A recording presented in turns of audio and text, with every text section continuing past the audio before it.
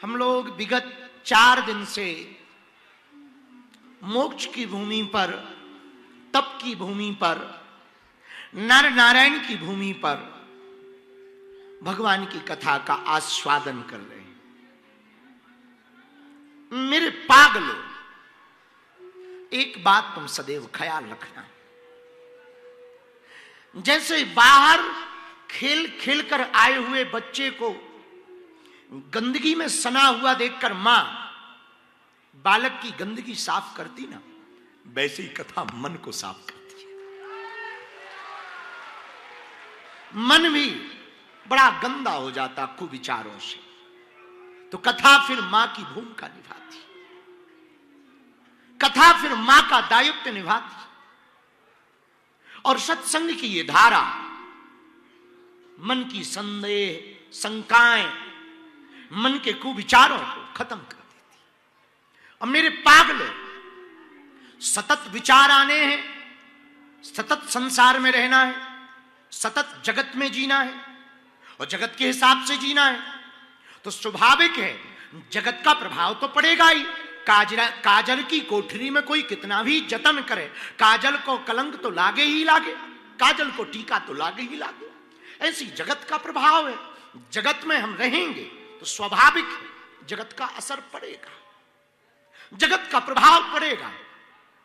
जगत के प्रभाव को कम करने के लिए, बैलेंस बनाए रखने के लिए जगदीश का प्रभाव भी पड़ते रहना चाहिए। आपने साइकिल चलाई होगी, तो कभी साइकिल जब चलाना सीखते हैं तो साइकिल जो सिखाते हैं पुराने लोग, दादा चाचा ताऊ, कोई भी सिखाता मित्र, तो वो एक बात बोलता, सीट पे बैठ जाओ, बैलेंस बनाए रखो, दोनों पैडल को बराबर घुमाओ, जितना इस तरफ घुमाओ उतना ही उस तरफ, एक तरफ घुमाओगे गिर जाओगे। जिंदगी में भी बैलेंस बनाए रखो, साइकिल की तरह बैलेंस बनाए रखो। थोड़ा जाप हो जाए, थोड़ा भजन हो जाए, थोड़ा भक्ति हो जाए, थोड़ा ठाकुर की बात हो जाए, और जैसे ही कथा से फ्री हो खूब कमाओ।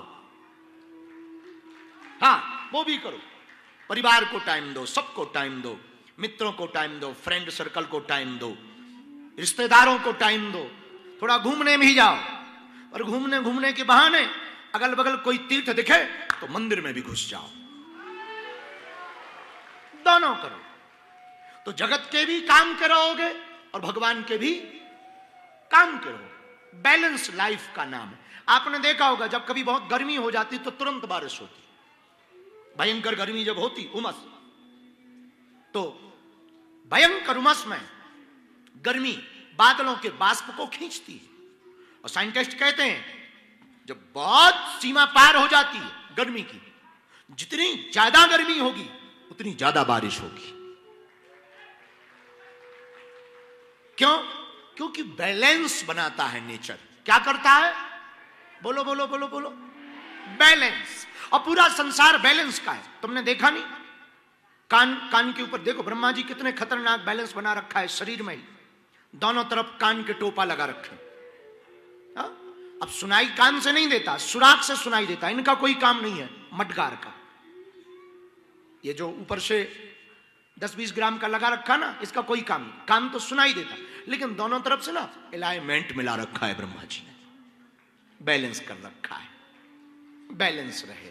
इसलिए दोनों तरफ समान अवस्था में वजन, दोनों तरफ हाथों का भी समान अवस्था। विचार करो, एक हाथ 8 फुट लंबा होता और एक हाथ एकदम छोटा, तो क्या होता? अनबैलेंस होते ना? बोलो हाँ या ना? थोड़ा भी कुछ ज्यादा एक तरफ होता, एक पैर थोड़ा बड़ा होता, एक थोड़ा छोटा हो जाए, क्या हो जाएगा? अनबैलेंस हो जाएगा। तो बॉडी भी कब चलती? बैलेंस हो। नेचर भी कब चलता? जब बैलेंस हो। ऐसी जिंदगी को भी बेहतर चलाना है तो बैलेंस बनाए रखिएगा। थोड़ा भजन करिए, थोड़ा सत्संग में बैठिए, थोड़ा परिवार के साथ बैठिए, थोड़ा संसार के साथ बैठिए, और थोड़ी भगवान की चर्चा करिए। फिर धीरे धीरे जब आपकी प्रवृत्ति बदलेगी, बढ़ेगी, तो मनोदशा आपकी उस स्थिति पर पहुंचेगी कि बाहर की परिस्थिति कुछ भी हो, मन की स्थिति तुम्हारी भगवान में होगी। पर वो धीरे धीरे आदत आएगी, एकदम से वो आदत आ पाना बहुत कठिन है। इसलिए मेरे पागलों, हम लोग अपने जीवन के बैलेंस को बनाने के लिए जगदीश की छत्र छाया में बैठे हैं, नारायण की छत्र छाया में बैठे हैं, भगवान श्री हरि की छत्र छाया में बैठे हैं। बालाजी महाराज के कृपा पात्र बागेश्वर धाम पीठाधीश्वर परम पूज्य धीरेन्द्र कृष्ण शास्त्री जी महाराज का पावन संकल्प। मध्य प्रदेश में छतरपुर के ग्राम गढ़ा में बनेगा विश्व स्तरीय कैंसर अस्पताल एवं रिसर्च सेंटर, जिसकी आधारशिला देश के यशस्वी प्रधानमंत्री नरेंद्र मोदी जी के कर कमलों से रखी जा चुकी है। 200 करोड़ रुपए की लागत वाले 100 बेड के इस अस्पताल में गरीबों का होगा मुफ्त इलाज। ये बहुत बड़ा अवसर है, बहुत बड़ा काम है।